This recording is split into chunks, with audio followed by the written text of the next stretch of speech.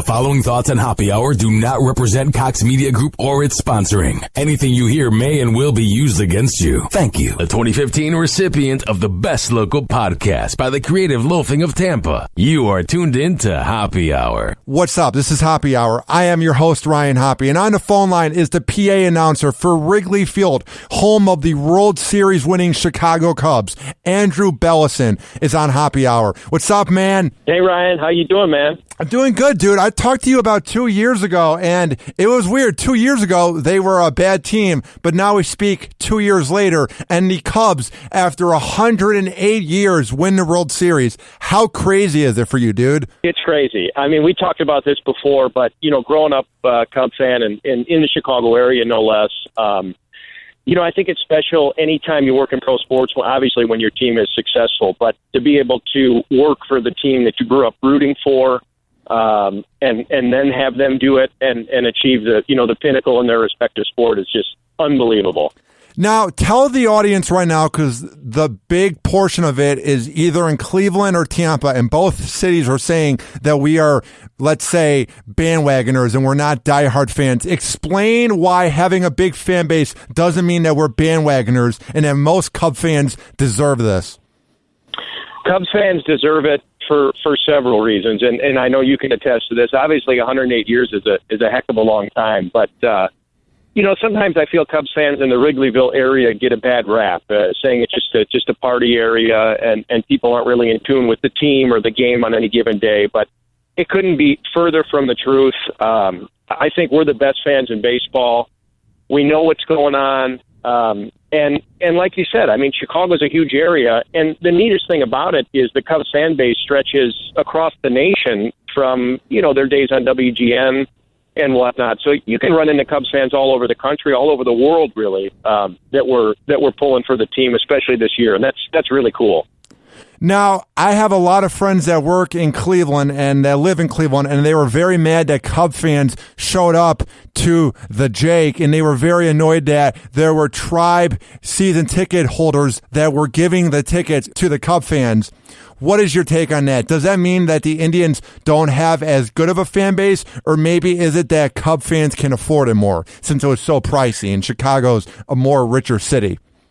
I think maybe that had a lot to do with it. Price ticket prices on the secondhand market here in Chicago were out of control for good reason after 108 years, and people wanted to be in that ballpark to see, you know, the Cubs playing a World Series game. But I think, you know, the Cleveland fan base for all of sports is phenomenal, but baseball too. I mean, great baseball following. I remember being in Cleveland as a kid.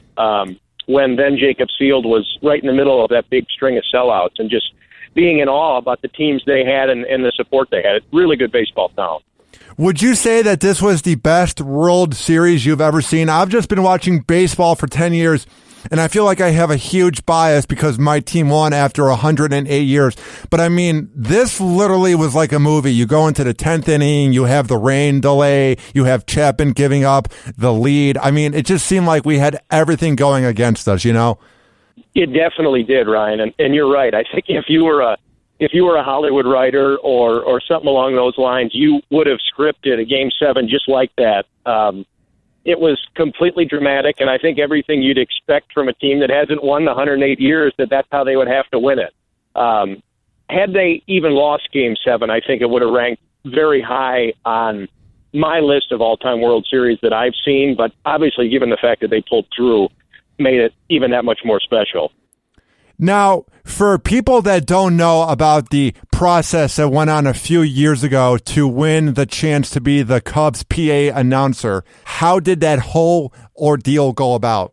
So their PA announcer at the time had to step away. And when that happened, it was shortly before the 2011 season. So they were working on somewhat of a time crunch. And what's kind of rare for a position like that is they did actually open it up to a public hiring process. And there was almost 3,000 people that had applied for the position. So I threw my name in the hat, and honestly, like I told you before, didn't really think I had much of a chance.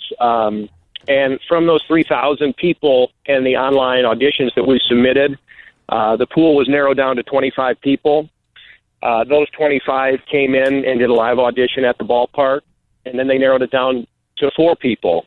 And we came back and did another live audition and sit-down interviews. And after that, they made their decision. And I was just fortunate enough to be the one they decided to go with. What do you think they saw in you? Because I feel like a lot of people went in there with their typical radio announcer voice, and some people might not have had even a fighting chance. So what do you think you brought to the table that they saw differently? You know, I'd like to think they saw that I had a good baseball background, having played and having broadcast and done PA work in the minor leagues and in college. And I also like to think that they saw that I understood the tradition of the ball club and the history of Wrigley Field and kind of how things go there on any given game day. You're right. It's a little different than, you know, if you went to a certain NBA game and the atmosphere is maybe more subdued, maybe more old school in a good way. And I think that maybe I fit that description of how things operate there on a daily basis.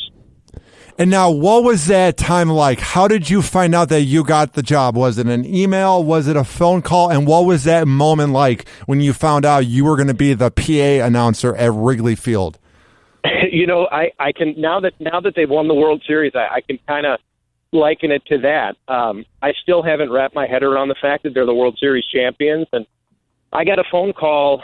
This was about a week and a half or so before opening day in 2011, and they offered me the job. And excuse me, my girlfriend then at the time, now my wife, and I had to be down at the ballpark immediately to do some media interviews and whatnot.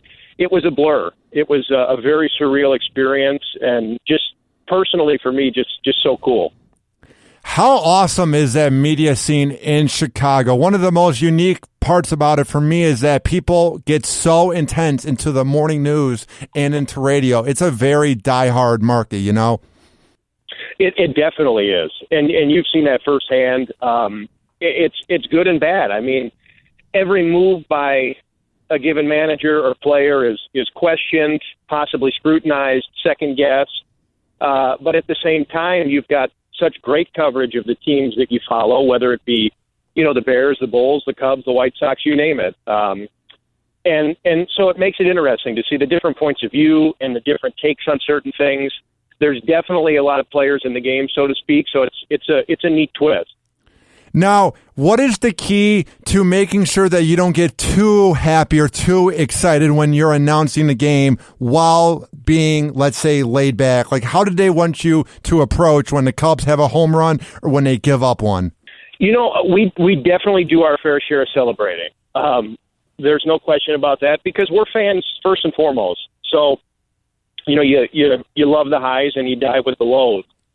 But when it comes time to do your work, you kind of have to separate yourself from that a little bit. And I think for me, that was maybe the toughest part is when I got hired, like you alluded to, they didn't have the best clubs in 2011, 2012, 13.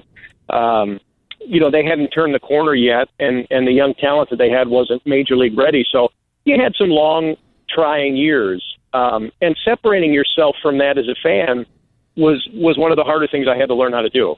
What is it like to see these players grow over the years? Is it sort of like being a father and seeing your kid grow up? Is it very weird to see, let's say, Rizzo and Chris Bryant go from their first at-bat to then having the last play that causes the Cubs to win the World Series? How surreal is it? It very, and I think that's the neatest part.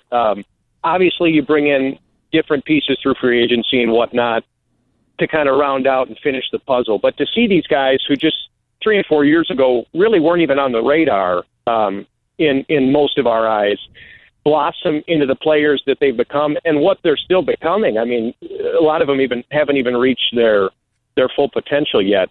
The time in which they've done so in the last 2, 3, 4 years is just incredible, the turnaround, for me anyway. Now, where were you when you saw the last play and the Cubs go into the middle of the J because they are happy that they won the World Series? Where were you at? We were at home. My wife and I were watching at home, pacing back and forth in the living room and just trying to wrap our head around the whole thing. It was like, you know, I mean, I'm sure you can relate. It still hasn't sunk in, but yeah. To see it all unfold, it was like it was like slow motion. The culmination of a whole month-long playoff run, which was incredible. As a fan, here I go again, just so stressful, on a personal level. And to see Bryant come in and feel that little hopper for the final out, I mean, it was unreal. It's hard to put into words, Dude, every single play of their World Series was in slow motion. I mean, whenever I've gone to a baseball game, and a lot of times when I watch it on TV, it's a sport that seems like it goes by fast. But, dude, it seemed like every World Series game, all 7 of them were just in utter slow motion. It was like 6 hours long. It was just so nerve-wracking. No question about it. And, baseball's such a different animal compared to other major sports because you play such a long regular season where you can afford to drop 3 or 4 in a row if you're having a bad week or if you lose a key player to injury or whatnot. But in the playoffs, that's all out the window. You have zero room for error, and you got to get by a 5-game series or possibly a wild card game, 1 game, and then a 5-game series, and you really have to be spot on and perfect for a month straight, playing the best teams that are left against the best pitching that's out there. It's incredible. Now, there are a ton of players on this Cubs team that helped them win the World Series. But in your opinion, who is one player that helped them win the World Series that isn't getting enough credit or did it in a low-key fashion? Like you said, definitely team game, possibly more so than any. I think you have to give credit to a lot of guys. Obviously, the big names, deserve their due. Joe Maddon deserves a ton of credit. Obviously, he doesn't play, but keeping those guys loose and calm and relaxed on such a big stage is something that's much easier said than done, in my opinion. And I think a guy that isn't talked about a whole lot is Miguel Montero. He had a really down year this year, battled some injuries, but had a huge grand slam against the Dodgers in the NLCS. Had that second RBI in the 10th inning in Cleveland in Game 7. Had he not had that knock, it would have been a tie game going into the 11th inning, after the Cubs gave one up in the bottom half. So I think he deserves – those were 2 huge, huge hits coming down the stretch. Now, how many World Series do you think they will win when it's all said and done? Is this going to be a one and out, or are they the team to look out for in Major League Baseball for the years to come, especially since they're so young? I think with the young core that they have and the way that Theo and Jen and company continue to structure the organization, especially at the minor league level and through the draft, I think the window is wide open. Now, with that said, it's not an easy thing to repeat, and anything can happen next year. I think that you have to live in the moment almost, which I think they did a great job of, knowing that there might not be a tomorrow in terms of next year in the future. But in terms of talent-wise and the way that the organization is structured, I think if you can avoid major injuries, stay healthy and play up to your potential, they definitely have a great opportunity to do it again in the near future. Now, we won over 100 games. We were one of the best teams in Major League Baseball, and at the point before we won the World Series, it had been over 100 years. What do you think we would be saying if we didn't win? And let's say we gave up a home run in the bottom of the 9th and the Indians were the World Series champions. What would be the overall plot line that everybody would be saying right now? Well, I know for a fact, and we kind of touched on this earlier with the way some Chicago media, portrays certain things, that there would have been a lot of people who would have been very down, even though the World Series was one of the better series that I've ever seen. On a personal level, I think, obviously, had they not won Game 7, there would have been a lot of heartache. Takes a while to get over. But it wouldn't have been a failed season, in my opinion, by any means. You made it one step further than you did the year before when they played the Mets and lost in the NLCS. And like you mentioned before, given the way that the team is built with the young talent, you know that you at least have a ton of positives going forward. Luckily, we don't have to worry about that, but yeah. still would have been tough to swallow, for sure. Now, What do you think about Bartman? It's been over 13 years. I feel like it's time to move on. Should he ever show his face again? Or do you think he's doing the right thing by being in hiding? Because to me, people say, well, what if he curses the team again? Well, they just won a World Series, so there's no way to curse them. What is your take, Andrew? What do you think Bartman should do going forward? Yeah, definitely no such thing as a curse. I've always personally felt bad for the guy. I remember as a kid in high school where I was watching that particular game, and it would be hard, I feel like, if you had to be in his shoes in that exact moment. I feel like 8 or 9 out of 10 people would have done the same thing going for that baseball. It's just a natural reaction. And had Lou made the play, it would have been a spectacular play. Put it this way, given the fact that they won, I'm glad that we don't have to talk about him anymore because they finally turned the page. That's a good point because it's so weird to think that one play, one decision that the guy made literally changed his life forever. And the city that he loves and the fans and the team that he loves so much is the reason why he's had to change his life for over a decade. It's so weird to think about, you know? Yeah, it is. And I hope somewhere, wherever he may be, that he enjoyed this run as much as the rest of us Cubs fans because, like you said, he was just a fan after all. Now, over these years of being the PA announcer at Wrigley Field, what are some of your favorite memories and favorite games that you've been able to announce so far? You know, getting a taste of the playoffs last year was so cool to me. Like I said, growing up a fan of the team, a huge fan of the team, it made it very special. This year's run was, again, still wrapping my head around it, but just surreal to the nth degree. You know, I have an opportunity to meet a lot of really great people. There's so many diehard Cubs fans that we encounter every day. To me, that's so much fun to be able to talk about the team with them, go through the highs and lows with them, and a lot of high-profile people, too. You know, the Vince Vaughns and the Eddie Vedders who literally live and die with the Cubs, and to be able to experience that with them as well. It's so much fun. How awesome is Joe Maddon? He came by the 102.5 The Bone setup here because he's friends with Mike Calta, our morning show host here. And Mike's done a lot for me. So I was able to meet Joe when he was here in town last year. And dude, Joe is so cool and so laid back that you wouldn't think he's the manager of a Major League Baseball team. What's he been like to you? You know, I give him all the credit in the world. I loved him when he was in Tampa, winning with teams that, you know, really had no business winning. It's so hard, in my opinion, to manage a group of guys for 6 months. I mean, that's a long, grueling schedule.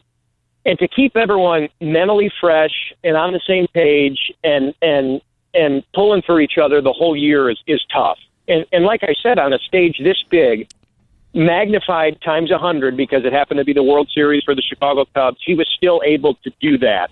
I think he's got a great approach to baseball, but it completely spills over in how you should approach life. I think he's an awesome guy. Now, when it's all said and done, and this era of Joe Maddon and the top-tier players we have on his team is all said and done in, let's say, 10 to 12 years, how many rings do you think we will have?